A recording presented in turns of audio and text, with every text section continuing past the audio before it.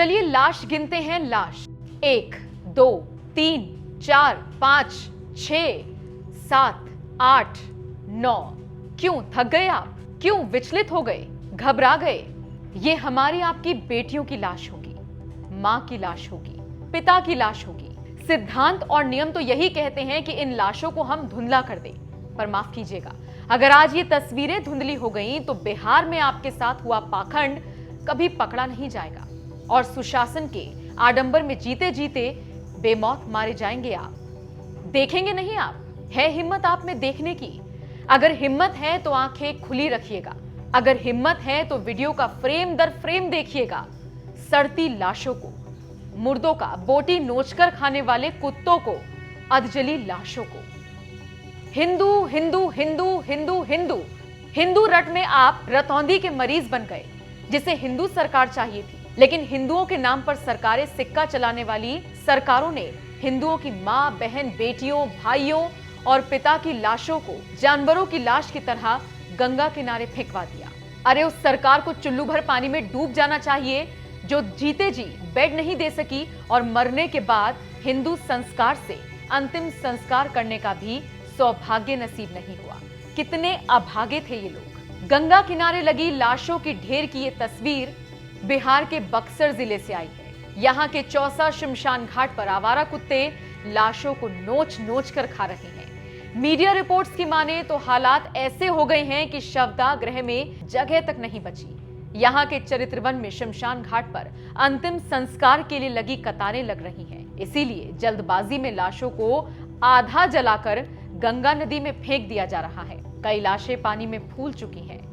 विस्तार अपार, प्रजा दोनों पार करे हाहाकार। निशब्द सदाए गंगा तुम बहती हो क्यों, इतनी निष्ठुर क्यों हो गई?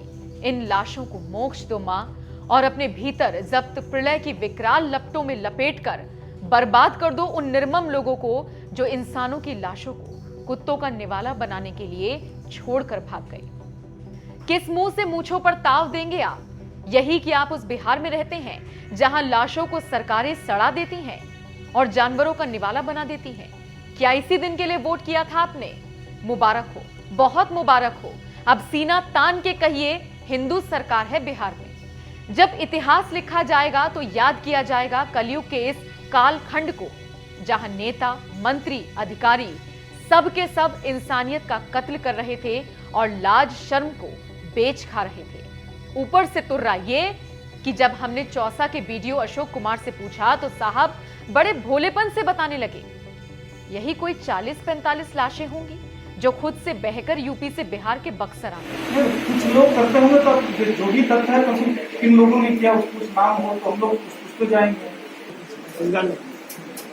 अभी जो चौसा का 100 का मामला सामने आया है, गंगा में खासकर यूपी और बिहार दोनों प्रदेश के अगर ये 100 है, इसके लिए क्या प्लानिंग आगे चलती है? देखिए हम लोग जो है वहाँ के जो डिस्ट्रिक्ट एडमिनिस्ट्रेशन है उनको भी हम लोगों ने पत्र लिखा है। डिस्ट्रिक्ट मजिस्ट्रेट बलिया से मेरी बात भी हो गई है और जो भीम गाजीपुर से है उनसे मेरी उनको कॉल किया है, लेकिन बात नहीं हो पाई है।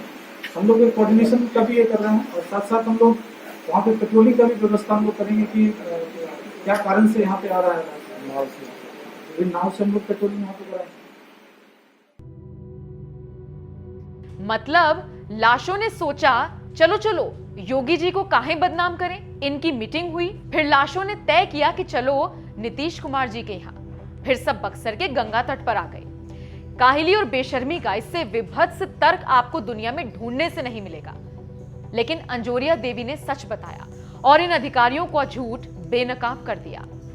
हे ऊपर वाले, कितना निष्ठुर हो गया है तू। अगर बेमौत मारना ही है तो उन्हें जरूर मारना जिनके भरोसे हम बिहार के लोग बैठे रहे और उन लोगों ने हमारे अपनों को चैन से मरने भी नहीं दिया। ऐसे लोगों को ऐसी मौत मारना कि मरते वक्त पानी की 2 बूंदें भी नसीब ना हो सके और इनकी आत्माएं सदियों के लिए मोक्ष के लिए भटकती रहें।